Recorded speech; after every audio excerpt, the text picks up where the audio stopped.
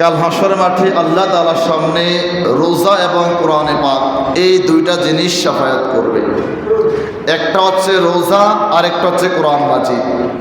আল্লাহ রসুল বললেন, রোজাও কাল কিয়ামতের দিন আল্লাহ তাআলার সামনে বান্দা বান্দির হয়ে তার জন্য সুপারিশ করবে, এবং কোরআন মাজিদ এটাও কাল হাসরের মাঠে আল্লাহর সামনে দাঁড়িয়ে বান্দা বান্দির জন্য শাফায়াত করবে, সুপারিশ করবে।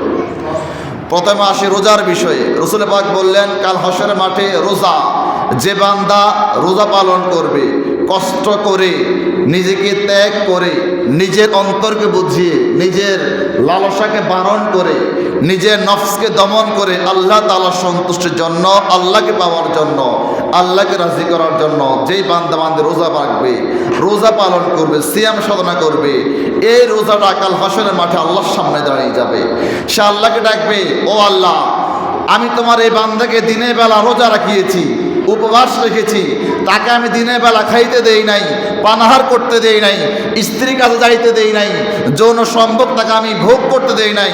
আল্লাহ, আমি তোমার এই বান্দাকে দুনিয়াতে বিরত রেখেছি, তোমার জন্য আমি তাকে রোজা রাখিয়েছি, সুতরাং আজকে তার এই বিপদের দিনে তুমি আল্লাহ তার জন্য আমার শাফায়াতকে কবুল করো।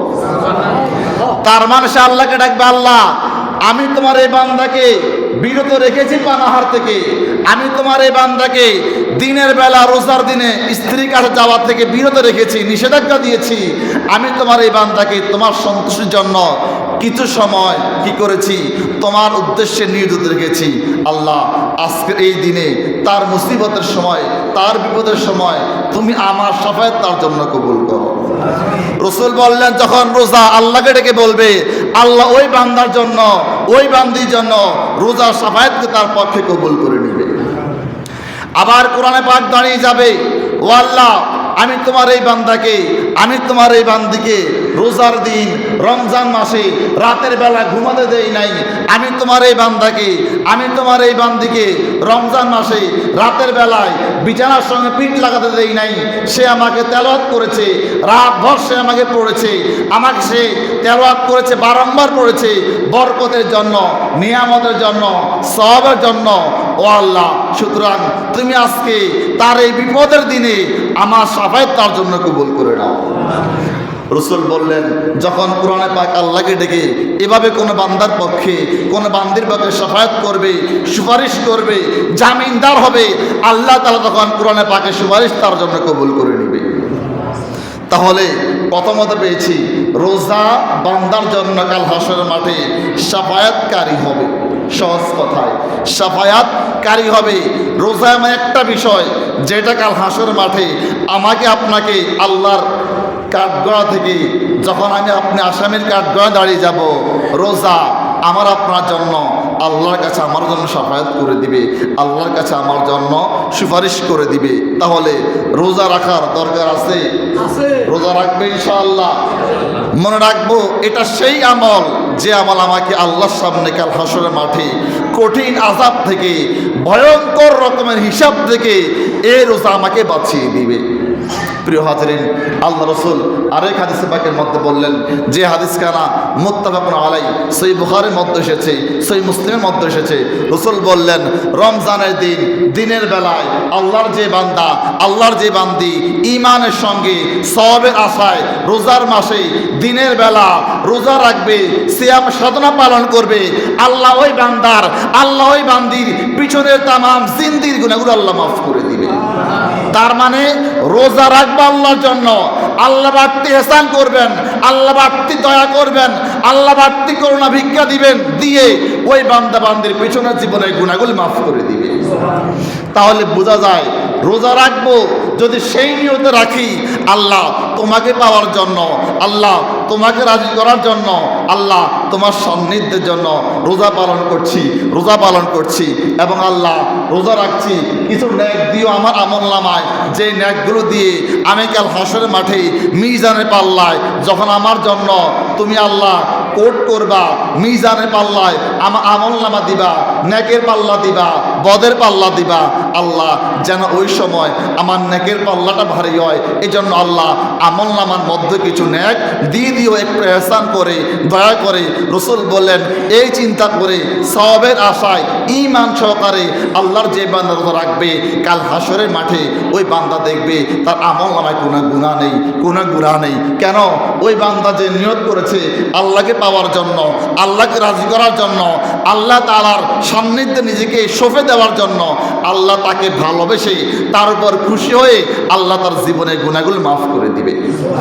আবার রাসূল পাক সুসংবাদ দিয়েছেন রমজানের রাতগুলোর মধ্যে যখন রমজান আসবে, এই রমজানের প্রত্যেকটা রাতে, প্রত্যেকটা মুহূর্তে আল্লাহর যে বান্দা, আল্লাহর যে বান্দি ঈমানের সঙ্গে সওয়াবের আশায় রোজার দিন, রোজার রাত্রে, রমজান রাত্রে, রাতের বেলায় ইবাদত করবে, তাহাজ্জুদ পড়বে, নফল নামাজ পড়বে, জিক্র ইলাহি করবে, দুরূদ শরীফ পড়বে, আল্লাহ রাসূল বললেন আল্লাহ ওই বান্দার, ওই বান্দির পিছনের জিন্দেগির গুনাহগুলো মাফ করে দিবে। তাহলে রোজার দিন, রমজান মাসে দিনের বেলায় রোজা যদি এই নিয়ত রাখি আল্লাহকে পাওয়ার জন্য, আল্লাহকে রাজি করার জন্য, আল্লাহকে সন্তুষ্ট করার জন্য, তাহলে জীবনের গুনাহগুলো আল্লাহ ঝরাইয়া দিবেন। আবার যদি রোজার মাসে রাতের বেলায় সারা রাত ধরে না ঘুমাই, কিছু সময়, সামান্য সময় কোরআনে পাক তেলাওয়াত করি, আল্লাহর জন্য জিক্র ইলাহি করি, আল্লাহর জন্য, আল্লাহকে পাওয়ার জন্য, কলবকে পরিষ্কার করার জন্য, গুনাহ মাফের জন্য, সওয়াবের জন্য কিছুক্ষণ সময় জিক্র ইলাহি করি, কিছুক্ষণ সময় দুরূদে পাক পাঠ করি, কিছুক্ষণ সময় ইস্তিগফার পড়ি, আল্লাহ রাসূল বললেন আল্লাহ তার জীবনের গুনাহগুলো মাফ করে দিবে। তাহলে অন্তত পক্ষে অনুরোধ করব রোজার মাসে রাতের বেলা কিছু হলেও ইবাদত করুন। আর যারা আগে থেকে অভ্যস্ত আছেন ইবাদত করে রাতের সজাগ থেকে, আমি তাদেরকে বলবো আপনি এই রোজার মাস পেয়ে, রমজান পেয়ে রাতের বেলায় আপনার আগে যে ইবাদত করতেন এই সময়টা একটু বাড়িয়ে দেন, একটু বাড়িয়ে দেন। আগে যদি করতেন 10 মিনিট, রমজান পেয়েছেন, রহমতের মাস পেয়েছেন, বরকতের মাস পেয়েছেন, নাজাতের মাস পেয়েছেন, মাগফিরাতের মাস পেয়েছেন, সে কারণে আরও 10টা মিনিট সময় বাড়িয়ে দেন। আপনি আগেও কোরআনে পাক তেলাওয়াত করতেন, হয়তো প্রত্যেক দিন সকালে 10 মিনিট, আপনি রমজান মাস পেয়েছেন, আপনি আরও 10 মিনিট বাড়িয়ে কোরআনে পাক তেলাওয়াত করেন। কথা বুঝতে পারছেন? শুধু ওয়াজ শুনলে হবে না, কিছু আমল নিজের জন্য ফিক্সড করতে হবে। আর আমি অনুরোধ করব নিজের জীবনে আমাদের অনেকের গোপন অনেক জিনিস থাকে না, কথা বলে না, থাকে না, এমনও অনেক সিক্রেট থাকে এটা আমার পরিবার জানে না, মা জানে না, ভাই জানে না, বোন জানে না। হয়তো এটা ব্যাংক ব্যালেন্স হতে পারে, কোনো অপরাধ হতে পারে, অন্য কোনো প্ল্যান হতে পারে, যেটা আমি ছাড়া আমার পরিবারের দুনিয়ার কোনো মানুষকে আমি শেয়ার করি, কথা বলেন, থাকতে পারে না। আমি আপনাকে রিকোয়েস্ট করছি, অনুরোধ করছি, এমন একটা আমল আপনি আপনার জন্য তৈরি করেন, আপনি এমন একটা ইবাদত আপনার জন্য ফিক্সড করেন, যেই আমলটা আপনি করবেন আপনি ছাড়া তুমি আর কেউ জানবে না।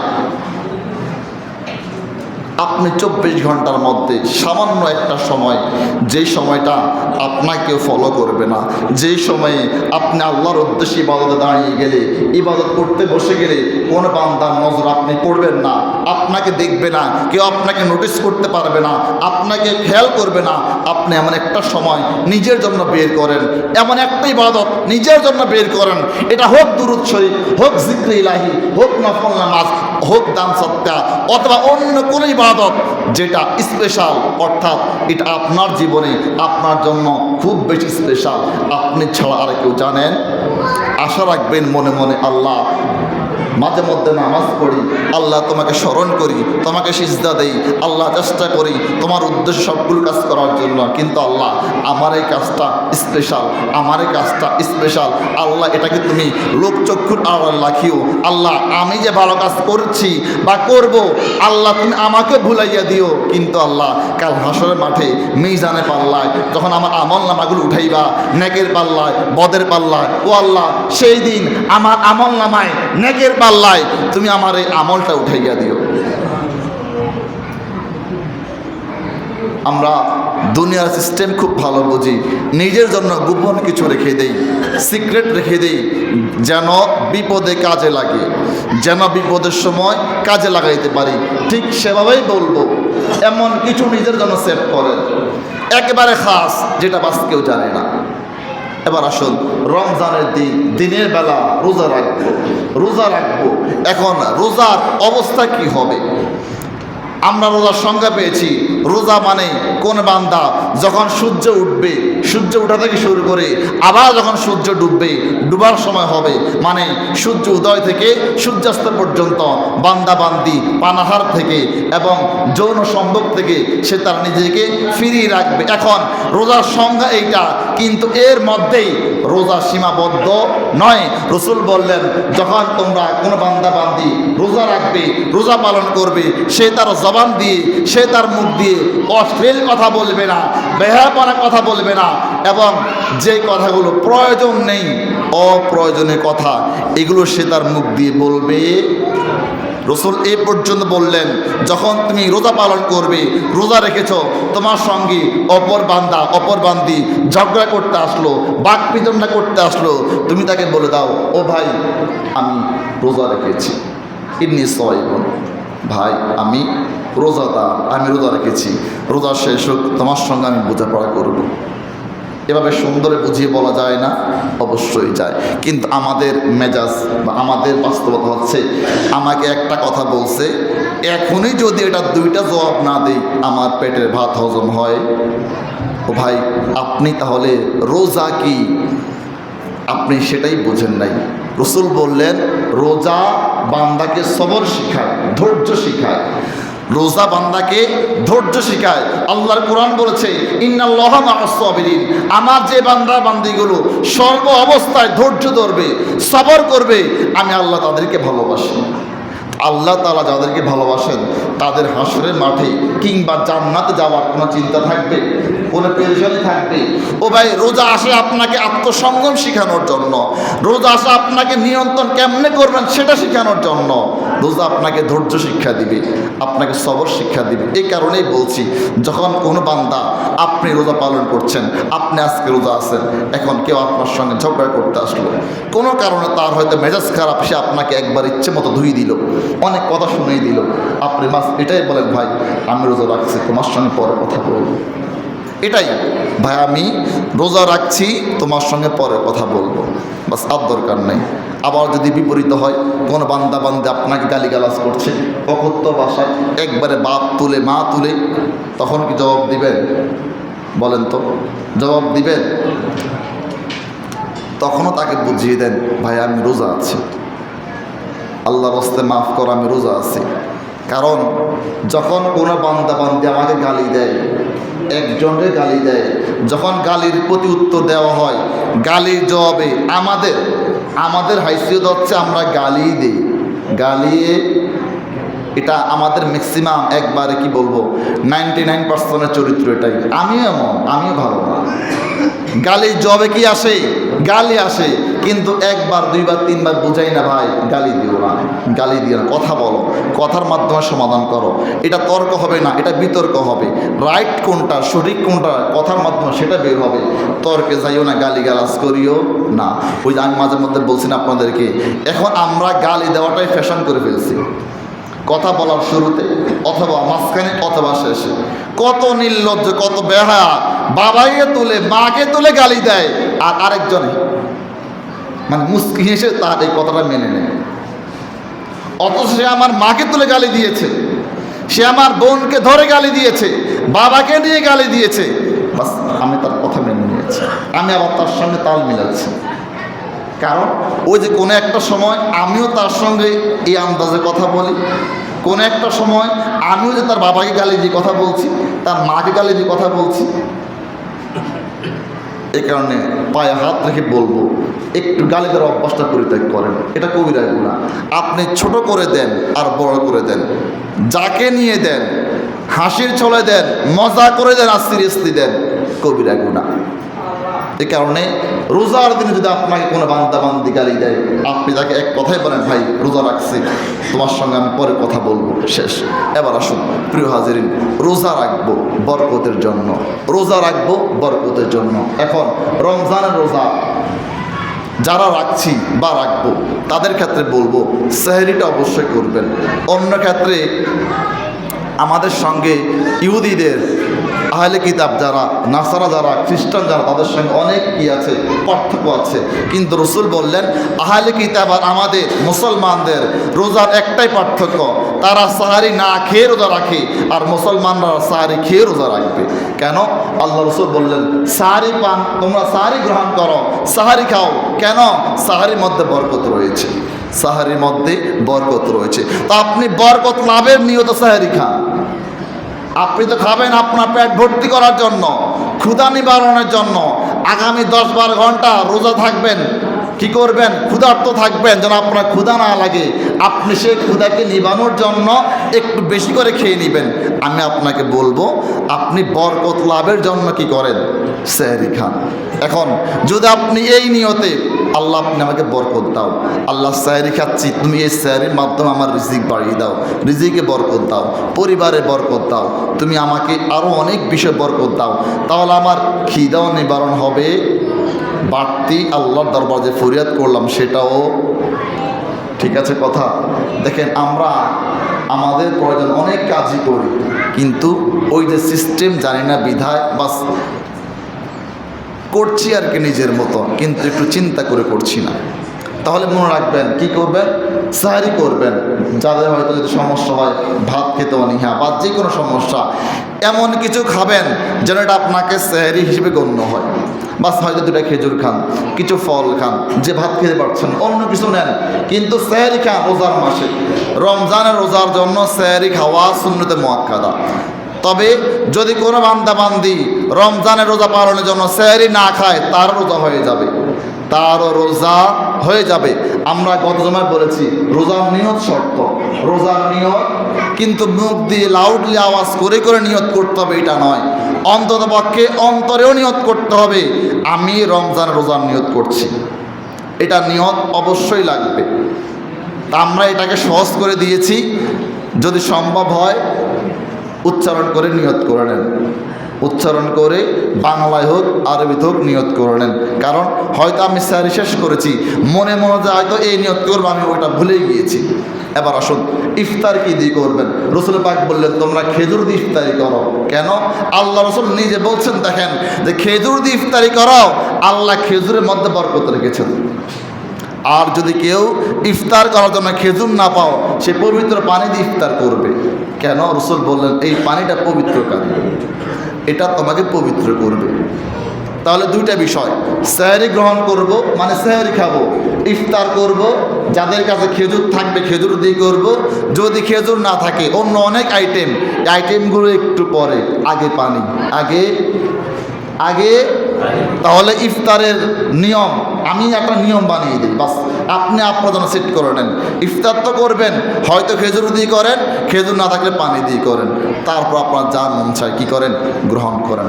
এখন আসেন প্রিয় হাজিরিন, আমরা আল্লাহর জন্য রোজা পালন করব, সাহারি খাবো, ইফতার করব।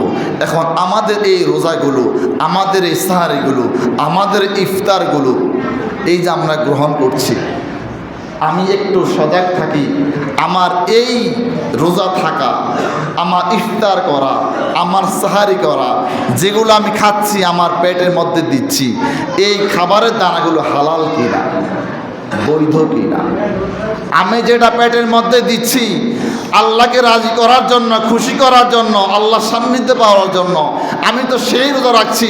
আল্লাহ রসুল বললেন আদম সন্তানের প্রত্যেক ভালো কাজ, প্রত্যেক ন্যাক কাজ আল্লাহ তাআলা 10 থেকে 700 গুণ পর্যন্ত বাড়িয়ে দেয়, 10 থেকে 700 পর্যন্ত বাড়িয়ে দেয়।